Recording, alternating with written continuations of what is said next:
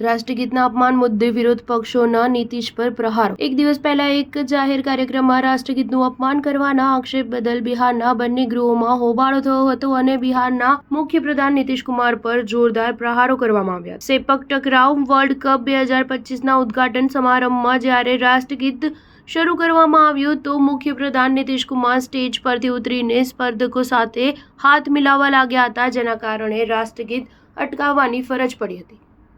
ત્યારબાદ ફરીથી રાષ્ટ્રગીત શરૂ થયા તો પણ નીતિશ કુમાર હસતા જોવા મળ્યા હતા અને બાજુમાં ઉભેલા તેમના મુખ્ય સચિવ દીપક કુમારને પકડીને કંઈક કહી રહ્યા હતા।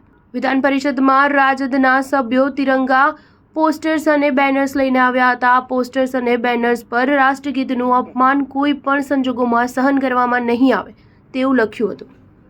વિધાનસભામાં વિરોધ પક્ષના નેતા તેજસ્વી યાદવે ગૃહની કાર્યવાહી સ્થગિત કરી નીતિશ કુમારની વર્તણૂક પર ચર્ચા કરવાની માંગ કરી હતી। વિધાનસભામાં મુખ્યપ્રધાન નીતિશ કુમાર પર હાજર હતા વિધાનસભા અધ્યક્ષ નંદકિશોર યાદવે જણાવ્યું હતું કે આ મુદ્દો પ્રશ્નકાળ દરમિયાન ઉઠાવી શકાય તેમ છે અને હાલમાં ગૃહની નિર્ધારિત કાર્યવાહીને આગળ વધવા દો।